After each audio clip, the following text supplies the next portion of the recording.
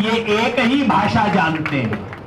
मैंने पहले भी कहा था, ना ये संविधान की भाषा जानते, ना ये कानून की भाषा जानते, ना ये मर्यादा समझते, ना सच और झूठ समझते। बस इन्हें वोट की चोट की भाषा याद आती है और कोई भाषा ना समझते। तो मैंने कहा भाई आप लोग वहां दिल्ली में मोर्चा संभालो, मेरी ड्यूटी कर्नाटका में लगी हुई है। पिछले 2 महीने से मोटे तौर पे मैं कर्नाटका में ही बैठा हुआ था। और अगर वोट की चोट लगती है तो उसके बाद इनके तेवर बदलते हैं, इनके मिजाज बदलते हैं, फिर इनको कानून संविधान मर्यादा भी थोड़ी सी समझ आनी शुरू हो जाती है। तो वो काम करके मैं परसों हाजिर हुआ हूं और आज आपकी सेवा में यहां उपस्थित हुआ हूं। देरी के लिए माफी चाहता हूं। इस आंदोलन के साथ वही खेल किया जा रहा है जो किसान आंदोलन के साथ किया गया था। क्या कहते थे, ये तो जी सिर्फ पंजाब हरियाणा का है। यहां पे भी कहते हैं जी सिर्फ हरियाणा का मामला है। फिर क्या कहते थे, ना जी ये तो सिर्फ एक जाति का है, उससे फालतू कुछ ना है। मैं कहा भाई आंख खोल के तो देख लो, ना ना ना सिर्फ एक जाति दिखाई देती है, उससे फालतू कुछ ना दिखाई देता। और सारे में ये जी जनता इनके साथ नहीं है। सारी वही बातें, वही हथकंडे, गोदी मीडिया के वही सारे खेल।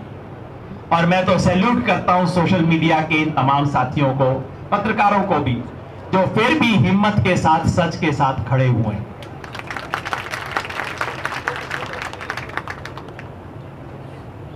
अभी दिनेश बहन यहां बैठी हुई थी, मैं उनको कह रहा था कि जीजी, अरे हमारे यहां छोटी बहन को भी जीजी बोल देते हैं। मैं कहा जीजी देख मस्ती में कि तुम जो लड़ रही हो ये इस देश की हर लड़की देख रही है तुम्हारी इस लड़ाई को, और तुमने यहां जो हिम्मत दिखाई है उससे पता नहीं कितने लाखों लड़कियों की, लाखों औरतों की, सताई हुई महिलाओं की हिम्मत बनी होगी कि अगर ये बोल सकती है तो मैं भी बोल सकती हूं। और मैंने कहा बेटा अगर तुम चुप कर जाती ना, सारी दुनिया को पता तो लग जाता कि ये हुआ है, लेकिन देखो ये लोग चुप करके बैठ गई। अगर तुम चुप कर जाती ना तो लाखों औरतों का घर बैठे हुए मुंह बंद हो जाता कि अगर उसकी हिम्मत ना हुई तो मेरी क्या मजाल है, मैं क्या करूं। इसलिए ये जो संघर्ष है ये किसी क्षेत्र का संघर्ष नहीं है, किसी जाति का संघर्ष नहीं है, सिर्फ महिला का भी संघर्ष नहीं है, ये धर्म और अधर्म की लड़ाई है। और अगर कोई सच्चा धर्म क्षेत्र कुरुक्षेत्र है तो ये है जहां ये लड़ाई लड़ी जाए। एक तरफ सत्ता, पैसा, झूठ और गुंडागर्दी, सत्ता, पैसा, झूठ और गुंडागर्दी, और दूसरी तरफ सच, संकल्प, धर्म और तपस्या, उसकी लड़ाई। और एक बात हमने किसान आंदोलन से सीखी है, बाकी जगह भी सीखी है, और यह आपको मैं बता दूं, और यही मैं कह रहा था दिनेश बहन को कि जीजी कोई ऊट पटांग हरकत में फंसियो मत। आके लोग जोश देंगे, आंदोलनों में होता है, लोग आके फूंक देते हैं ये कर दो वो कर दो। हमें भी हर दूसरे दिन लोग आके कहते थे बस अब तो कर ही दो फायर, अब तो दिल्ली में ये कर दो वो कर दो। हम हर रोज उनको ठंडा पानी पिलाते थे, भाई ठहर जा, डट जा भाई, बस यहां बैठे रहेंगे, सच पे सच हमारे साथ है, बैठे रहे, कोई ऊटपटांग हरकत ना करें, कोई उत्तेजना में ना आए, कोई गलत काम ना करें, बस ये इंतजार कर रहे। जैसे किसान आंदोलन में उनको इंतजार था कि भाई इन लोगों से कोई एक गलत शब्द निकले, एक कोई उल्टी हरकत हो जाए, कहीं इनको हिंसा में भड़का लिया जाए तो बस सारे आंदोलन को वहीं खत्म कर लेंगे। मगर किसान आंदोलन में हमारे बुजुर्गों की राय से, हमारे बहनों के सहयोग से ये हमने नहीं होने दिया। हमने कहा ना ये हम नहीं करेंगे, हम बैठे रहेंगे। और जो जो जब जब इनके साथ डट के अड़ के खड़े रह के टकराया है, अपनी जमीन पे टिका रहा है, ये देखना ये भाग जाते हैं एक स्टेज के बाद। बस यही फॉर्मूला है।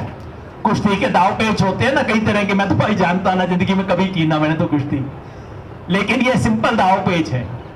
टिके रहो और आप टिके रहो, अपनी तरफ से कुछ ना करो, सच आपके साथ है। एक दिन ये आपको सड़क पे दौड़ते हुए दिखाई देंगे, भागते हुए दिखाई देंगे। तो मैं ज्यादा लंबी बात ना करूंगा, आप सबको मैं फिर धन्यवाद देना चाहता हूं।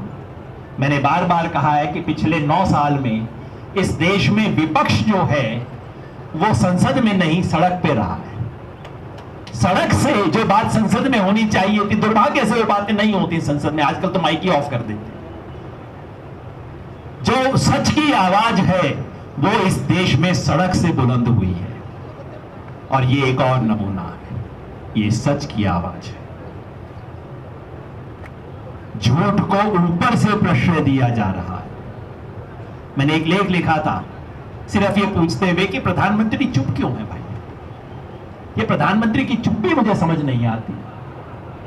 तमाम चीजों पे प्रधानमंत्री बोलते हैं, ऊंचा ऊंचा बोलते हैं, पता नहीं कितना बोलते हैं, जहां ना बोलना चाहिए वहां भी बोलते हैं, जो बात ना बोलनी चाहिए वो बोलते हैं। और ये साधारण सी बात कि भाई हमारे देश की मान सम्मान मर्यादा के प्रतीक, हमारे देश के गौरव के प्रतीक इन बच्चियों के साथ अन्याय हुआ है, सच्ची जांच करवाऊंगा, और जांच में पकड़ा गया तो छोड़ूंगा नहीं, तब तक भैया तू उतर जा। अच्छा, जो आदमी है खुद अपने मुंह से बोल रहा है, ये ब्रजभूषण अपने मुंह से कह रहा है प्रधानमंत्री एक बार बोलते तो मैं उतर जाऊंगा। तो भाई अब क्या दिक्कत है? तो क्या दिक्कत, खुद बोल रहा है। ऐसा नहीं कि कोई रेसलिंग फेडरेशन है, सरकार से स्वतंत्र है, मैं क्या कर सकता हूं, ऐसा कोई मामला नहीं है। बंदा खुद बोल रहा है एक बार प्रधानमंत्री इशारा करते मैं छोड़ दूंगा। मतलब इशारा नहीं आ रहा, या कि इशारा करने वाले को इशारा हो चुका है, कहीं आंखों आंखों में इशारा हो चुका है कि तू चिंता ना कर, देखी जाएगी, कोई नहीं बेटा तेरे साथ हूं। या मजबूर है भाई, देश के दुनिया के सबसे बड़े सबसे मजबूत नेता यही कहते हैं ना, इतना मजबूत है जी मोदी, तो भाई इतना मजबूत है कि एक छोटे से गुंडे के सामने नहीं टिक सकता। ये कैसी मजबूती है भाई? अखबारों में रिपोर्ट आती है इनका वहां पे जनाधार है, इनका फला जाति से सपोर्ट है, अगर ये नहीं रहेंगे तो फला जाति के वोट इनसे कट जाएंगे। तो भाई राजनीति यहां नहीं हो रही, राजनीति तो वहां हो रही है। वहां वोटों की कैलकुलेशन चल रही है कि अगर इस आदमी को हाथ लगा दिया तो इतनी कॉन्स्टिट्यूएंसी जाएंगी, इतने वोट जाएंगे, और मान के चल रहे हैं कि जनता पागल है, जनता बेवकूफ है, गुंडे के पीछे जनता चलती है, मान के चल रहा है नेता। तो इतने मजबूत नेता है कि एक गुंडे के सामने असहाय हैं, इतने दूरदृष्टि वाले हैं कि मान के चलते हैं कि जनता गुंडे के पीछे चलेगी। या कि नेताजी को फर्क नहीं पड़ता, या कि नेताजी को खुद लगता है कि औरत है, कर दिया क्या फर्क पड़ता है। क्या ऐसा मामला है क्या?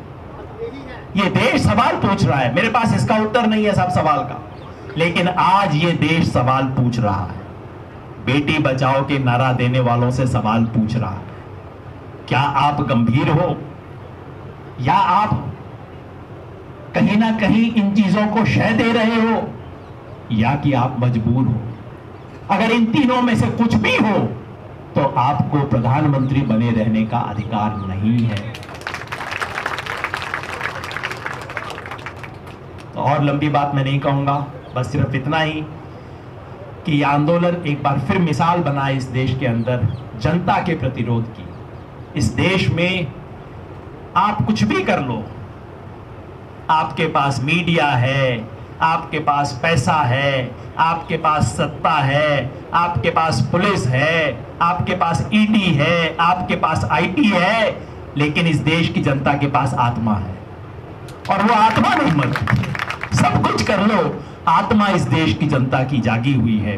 अंत में कुछ भी कर लो, देश की जनता को पता लग जाता है यार गलत कर रहा है, ये तो गलत काम है।